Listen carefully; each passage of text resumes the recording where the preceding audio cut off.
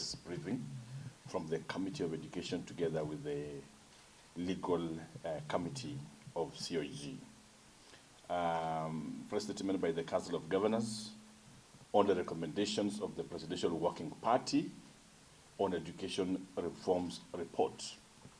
The Council of Governors, Legal, Constitutional Affairs and Governmental Relations, and the Education Committee have just concluded a consultative meeting to discuss the implications of the recommendations of the Presidential Working Party on education reforms. The Council recognizes the importance of education as a key driver of socio-economic development and welcome efforts aimed at improving the education sector in the country. It is important to note that county governments have made tremendous efforts towards transforming the devolved education functions assigned to them by the Constitution. Currently, county governments are managing approximately 30,400 primary schools, and they have employed over 54,000 pre-primary teachers, and over 2.3 million children are accessing pre-primary education across the counties. Further, county governments cumulatively allocate over 8 billion every year towards education. This was unheard of before devolution, where primary education was mainly supported by the communities. Since the function was devolved before costing, it is important, since the function was devolved before costing, it is important to note that counties have achieved all this with no specific financial resources having been devolved to support the primary education function.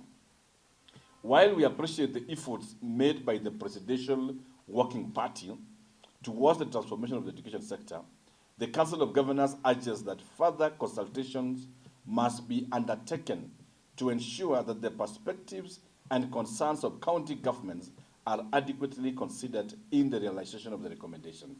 To this end, the recommendations of the Presidential Working Party are unacceptable to the Council. They heavily claw back on devolution. This includes, number one, the establishment of a comprehensive school system where all levels of learning are headed by one head of institution without regard to delineated functions in the Constitution. We note that there is no accountability framework provided for the proposed head of institutions to the counties regarding the management of pre-primary school. Number two, the report also recommends that the Ministry of Education, Teacher Service Commission, and COG to develop an intergovernmental agreement for hiring and remuneration of primary teachers.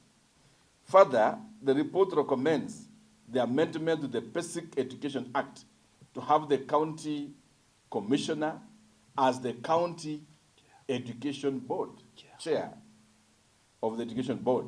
This is a clear reverse gear to the case of devolution, noting that ECDE is a fully devolved function.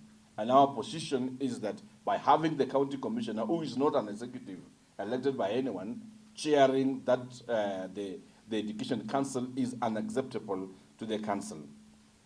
Number four, hiring of primary teachers is a preserve of the county, and I just want to clarify on item number 3, that even within the proposed county education board, COG is not represented or distantly removed from the management of that particular board and seems to offer a lot of powers to the county commissioner as regard to the county governors elected to run those particular devolved units.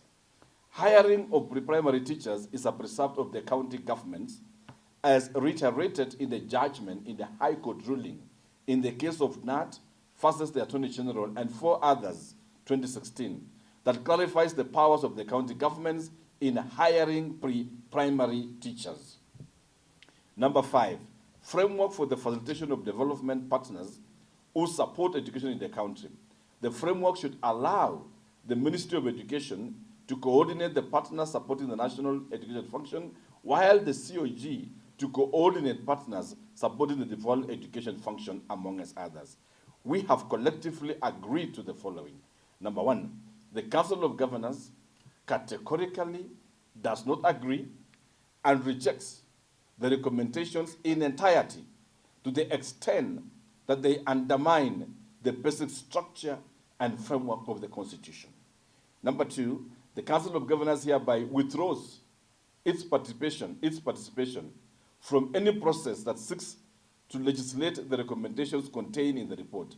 This includes the proposed meeting called by Intergovernmental Relationship Technical Committee scheduled for 16 January 2023. Number three, county governments will continue to manage both the institutions and human resources for the constitutionally assigned functions in education. Number four, a convening of any devolved sector forum or a convening of any devolved sector forum will strictly be done between the two levels of government and not non-entities.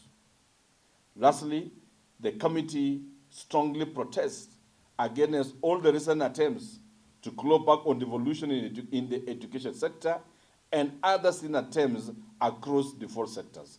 In conclusion, the Council of Governors reiterates its commitment to enhance the quality of education and training in our country. Signed, His Excellency Dr. Eric Mutai, Chair, Council of Governors, Education Committee. Thank you so much. Venue that you are in the boardroom, we were able to present our contributions to the Presidential Working Party. However, none of those recommendations were captured in the report. Number two, as to the question of too late, these are recommendations. They are not laws in itself. It's not been taken to Parliament for approval. Of course, it's been handed over to the President. And we expect, in fact, our expectation is that a larger education framework for share stakeholders would actually even be called to continue weighing and putting in input to the same. So we are not late, and we still make our position be known that we provided our suggestions, we provided our contributions, and none of them was captured by the team. As journalists, I want to request all of you to do a little bit of soul searching, plus also walk back in history. The national government, the GOK, and the Ministry of Education has never funded a single event, a single function in ECD. Everything you see in ECD today, infrastructure that has been done, teachers that have been hired, any papers that have been written, any learning materials that have been provided by the Council of Governors, inclusive of a scheme of service for teachers that has been collaboratively done with SRC. So in other words, what we are saying is this: the national government, GOK, has never taken any step towards funding ECD function. Even what was devolved did not exist.